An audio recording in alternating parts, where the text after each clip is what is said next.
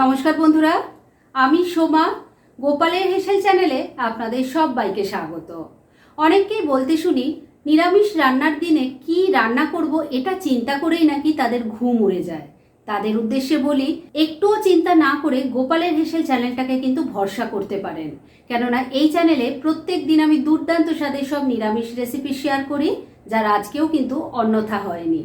আজকেও নিয়ে এসেছি চটজলদি দারুণ টেস্টি একটি রেসিপি, যা ভাত রুটি দুটোর সাথে খেতে খুব ভালো লাগবে। তাই চলুন সময় নষ্ট না করে রান্নাটা করে ফেলি। আজকে ভেন্ডির এই রান্নাটা করার জন্য কড়াইয়ে তেল গরম হয়ে গেছে। এর মধ্যে অল্প একটু নুন দিয়ে দিলাম। এবারে এর মধ্যে আমি ভেন্ডি দিয়ে দেব। আমি 300 গ্রাম ভেন্ডি নিয়েছি, আর ভেন্ডিগুলো সাইজে ছোট ছোট বলে আমি শুধু দুদিকটা কেটেছি, বাদ বাকি কিন্তু গোটাই আছে। আপনারা যদি বড় সাইজের ভেন্ডি নেন তাহলে টুকরো করে কেটে নিতে পারেন। এবার ভেন্ডিগুলো ভেজে নেব, সেজন্য দিয়ে দিচ্ছি। এবার ফ্লেমটাকে মিডিয়ামে রেখে এগুলো আগে হালকা করে একটু ভাজা ভাজা করে নেব। ভেন্ডিগুলো হালকা করে ভাজা হয়ে গেছে, এবার এগুলো তুলে নিচ্ছি। ভেন্ডি যদি খুব কড়াভাবে ভাজা হয় তাহলে সবুজ রংটা চলে যাবে, আর দেখতে অতটা ভালো লাগবে না। ভেন্ডিগুলো ভেজে তুলে নেওয়ার পর যে তেল আছে তার মধ্যেই বাকি রান্নাটা করব। এর মধ্যে প্রথমেই দিয়ে দিচ্ছি অল্প একটু কালো জিরে, দিয়ে দিচ্ছি একটা শুকনো লঙ্কা। এবার ফোড়নটাকে কয়েক সেকেন্ড একটু ভাজা ভাজা করে নিচ্ছি।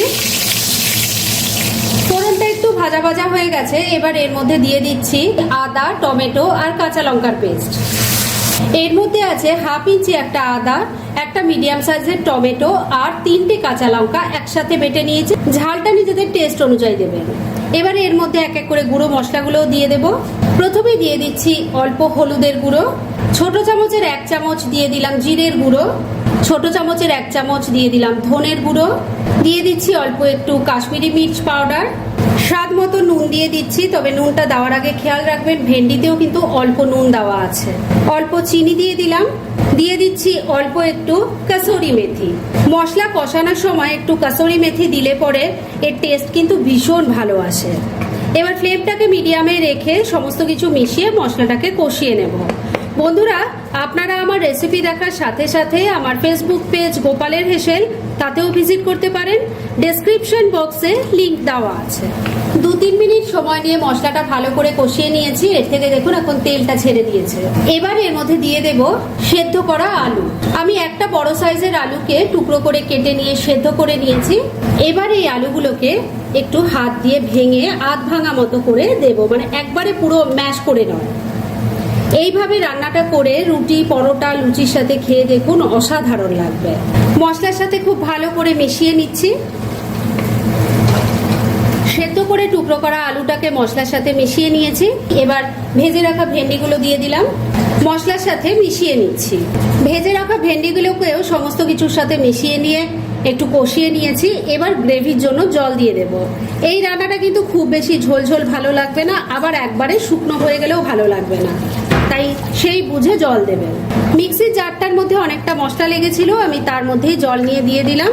এবার ভালো করে মিশিয়ে নিচ্ছি। সবকিছু ভালো করে মিশিয়ে নিয়েছি। এবার ফ্লেমটাকে লো আর মিডিয়ামের মাঝামাঝি রেখে ঢাকা দিয়ে 3-4 মিনিট রান্না করে নিচ্ছি। মিনিট 4 রান্নাটা হয়ে গেছে, এবার ঢাকা তুলছি।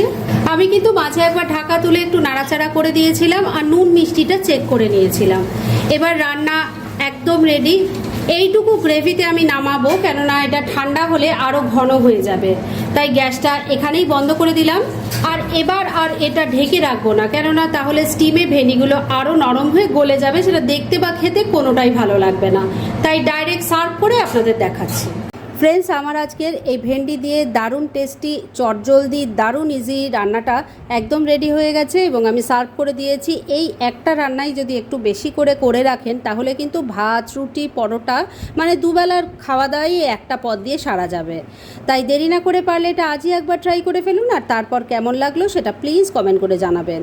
এরকম ধরনের অনেক ভালো ভালো নিরামিষ রান্নার রেসিপি আপনারা গোপালের হেসেল সার্চ করলেই পেয়ে যাবেন, যার মধ্যে থেকে কিছু কিছু আমি সাজেস্টেড বক্সেও দিয়ে দেবো।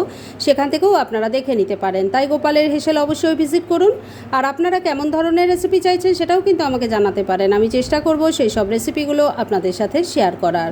আর আমার আজকের এই রেসিপি যদি আপনাদের ভালো লাগে আর ইউজফুল বলে মনে হয়, তাহলে যারা এখনও আমার চ্যানেলটাকে সাবস্ক্রাইব করেননি তারা প্লিজ সাবস্ক্রাইব করুন। তাহলে আজকের মতো এখানেই শেষ করছি। পরদিন আবার এরকমই কোনো ভালো রেসিপি নিয়ে চলে আসব। আপনারা সবাই খুব ভালো থাকুন, সুস্থ থাকুন।